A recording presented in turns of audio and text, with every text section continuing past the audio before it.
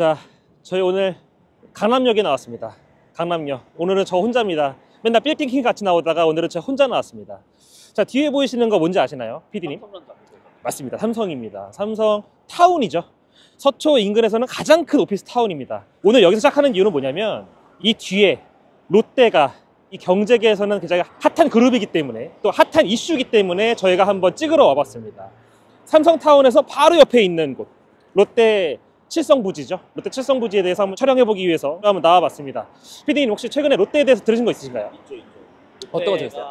롯데타워? 네, 그걸 담보로 내놨다. 맞아요. 최근에 이제 증권가 찌라시를 시작으로 나왔던 부분이긴 한데 롯데가 공중 해체된다, 공중분해된다 이런 얘기가 나왔었어요. 물론 롯데에서는 이제 반대를 했죠. 큰 문제가 없다 이렇게 얘기를 하긴 했지만 개인 투자들 혹은 법인 투자자들 같은 경우는 좀 불안한 건 사실입니다. 오늘 얘기를 하려고 하는 이 서초동 롯데 칠성 부지 같은 경우도 바로 이 매각설이 나오는 이유가 롯데의 공중분해설과 밀접하게 연관이 있다라고 판단이 됩니다.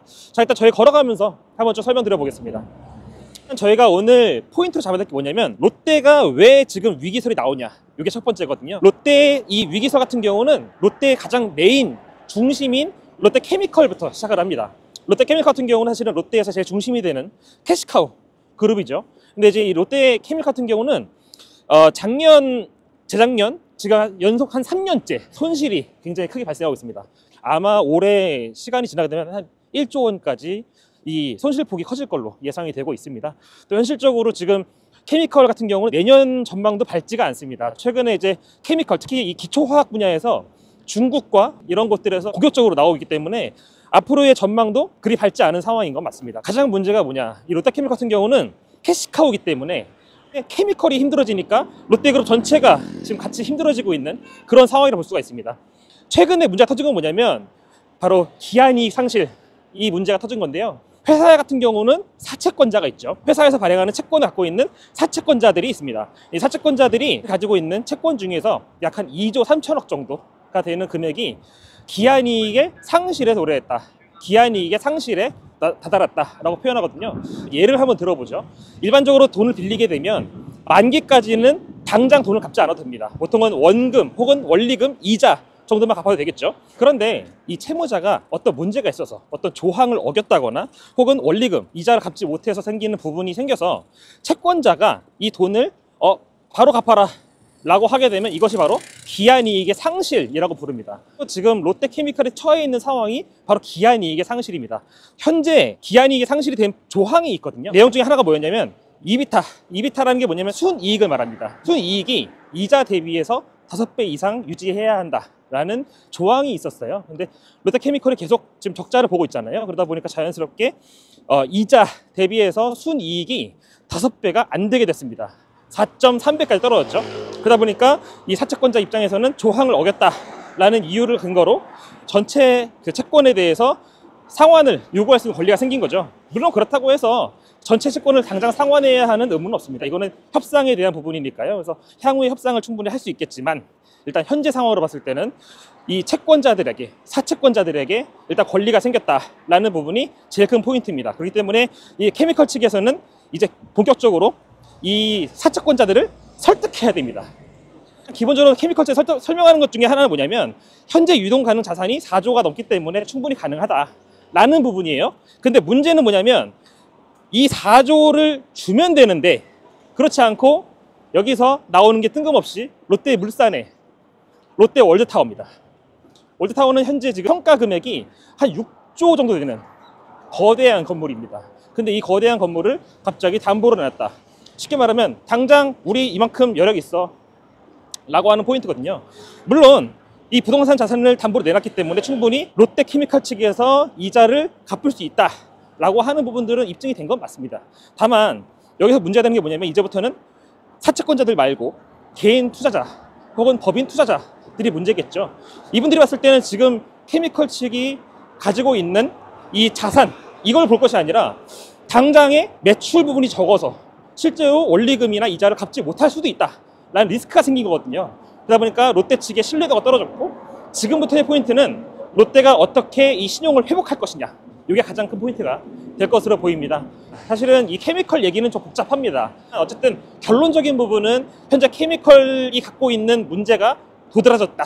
쉽게 말하면 당장 지금 상환을 해야 하는 부채, 사채가 현재 금액이 2조가 넘어가는 상황에서 당장 활용할 수 있는 금액이 적다라는 거는 어느 정도 입증이 된 것 같습니다. 물론 롯데 측 입장에서는 그렇지 않다라는 입장이지만, 그렇지 않다고 한다면 굳이 롯데월드라고 하는 롯데의 상징성, 롯데 전체 그룹의 상징이잖아요. 근데 이 상징성이 있는 부동산을 담보로 내놓는다? 일반적으로는 납득하기 어렵죠. 그렇다 보니까 현재 롯데 자체에 대해서 얘기들이 나오고 있는 건 사실이긴 합니다. 롯데는 원래 부동산 부자예요.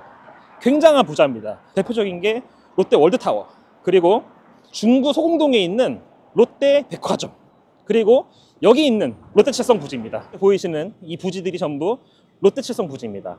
롯데칠성 같은 경우는 원래 과거에 이쪽이 이 물로 유명했어요. 그러다 보니까 음료수를 만드는 공장으로 썼었고, 지금은 물류 창고, 그리고 롯데칠성 음료의 사무실로 사용 중인 곳입니다. 면적으로 봤을 때는 제가 봤을 때 13,000평 정도 됩니다. 엄청나게 큰 면적이죠. 그리고 평당가로 따져봤을 때도 대략 한 3억 원 정도, 총액이 대략 한 4조 원 정도 된다고 평가되고 있는 그런 부지입니다. 근데 현실적으로 저희가 봤을 때 그만큼 받기는 쉽지 않을 것 같다. 왜냐?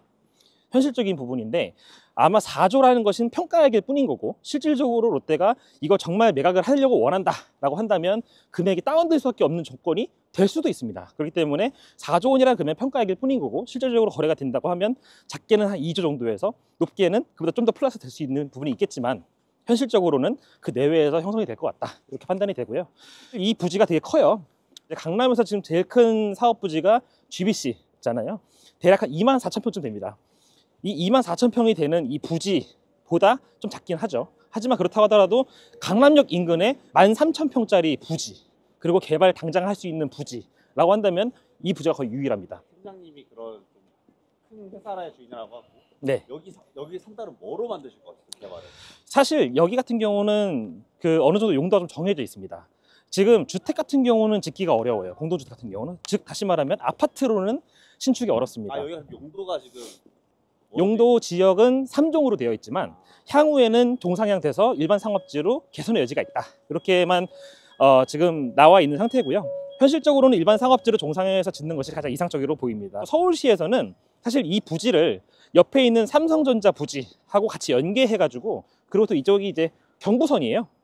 근데 경부선도 지하화 얘기가 있죠. 그렇기 때문에 이 경부선 지하화, 그리고 이 부지, 그리고 옆에 있는 삼성타워까지 해서 전부 다 지하로 엮겠다, 이런 이제 플랜이 있습니다. 그렇게 된다고 하면은 일단 기본적인 컨셉 자체는 오피스, 1층과 지하 어느 정도 공간까지는 근생시설, 복합 쇼핑센터, 그리고 그 다음에 지하에는 쫙 이어져 가지고 강남역까지 통할 수 있는 대규모의 사업지가 되지 않을까, 이렇게 예상이 됩니다. 그 영동대로 지하화서 그런 약간 비슷한 느낌이겠죠? 맞습니다. 지금 GBC 그리고 코엑스와 아주 비슷한 형태의 개발이 될 것 같고요. 이 근처 또 딴가 모르겠네요. 엄청 오를 겁니다. 지금 사야 되나?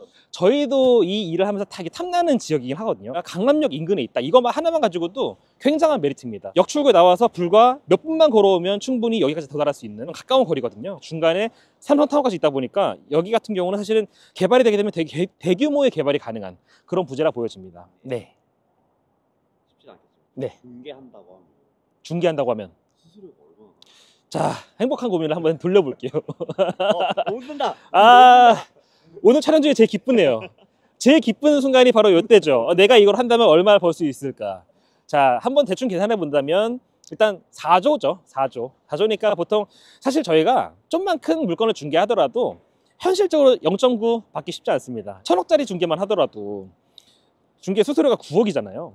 근데 9억이라는 금액을 다 주진 않거든요. 일반적으로 다 주진 않거든요. 일반적으로 그 안에서 이제 협의가 되게 되거든요. 그러다 보니까 현실적으로 제가 봤을 때는 뭐 다 받기 쉽지 않다. 일반적으로 미니멈 0.3만 받는다고 하더라도 4조잖아요. 4조. 120억입니다. 120억이요? 예. 한 번에? 예. 양타면 240억. 양타면 240억. 저 은퇴해도 됩니까? 아직은 안 돼요. 안 됩니다. 아직 못 썼으니까. 네. 쓰고 얘기해도 되는데 아직 한참 남았는데, 심지어 아직 사실 이 부지는 판다고 나온 것도 아니에요. 썰이에요. 추측이거든요. 근데 이 추측만 가지고도 행복해집니다. 벌써부터. 롯데 측에서는 당분간은 개발 계획이 없다라는 사실 식으로 발표를 했거든요. 근데 현실적으로 봤을 때는 아마 롯데 측에서는 최근에 또 이 신동빈 회장님께서 방문하셨잖아요. 비공식 일정으로 오셨거든요. 그러니까 저희가 포인트 잡는 게 뭐냐면 비공식 일정으로 굳이 점검이 당장 필요하지 않은 부지에 와볼 필요가 있었을까? 라는 의혹 때문에 지금 매각이라는 것이 더 강조가 됐는데 현재 롯데 측에서는 매각하지 않는다 라고 이제 결론은 나왔고요. 다만 이거 앞으로는 얘기는 알 수 없는 거죠. 이보다 더 상징성 있는 롯데월드타워가 담보가 제공됐다 보니까 그만큼 이 부지에 대해서도 앞으로 담보화를 하든 아니면 진짜 매각을 해서 현금화를 하든 앞으로 달라지지 않을까 예상이 되고요. 미래는 어떨지 모르죠. 현재 이 부지가 워낙 입지가 좋고 언제까지 이 부지를 놀릴 수는 없잖아요. 그러다 보니까 롯데 측에서도 아마 개발 계획이 없다고 한다면 향후에는 매각에 나설 수 있지 않을까 이렇게 예상을 해볼 수 있습니다. 네. 어쨌든 중개하면 양사 치면 240억이다. 네. 어쨌든 내가 하고 싶다. 네. 자, 그러면 오늘 여기까지 좀 볼 거고요. 그 다음번에는 종종 나와가지고 경제 얘기 좀 해보려고 합니다. 사실 이 부동산 얘기만 계속 하다 보니까 재미가 없는 것 같아요. 그래서 저는 앞으로 경제 얘기를 좀 하려고 합니다. 오늘 롯데 얘기를 처음으로 해봤는데 다음번에는 제가 이제 금리 얘기, 또 부동산 시장도 많이 이제 좀 변화가 생길 것 같거든요. 그래서 다음번에는 그렇게 준비해가지고 다시 한번 또 뵙도록 하겠습니다. 네, 이상 조일호 팀장이었습니다. 감사합니다.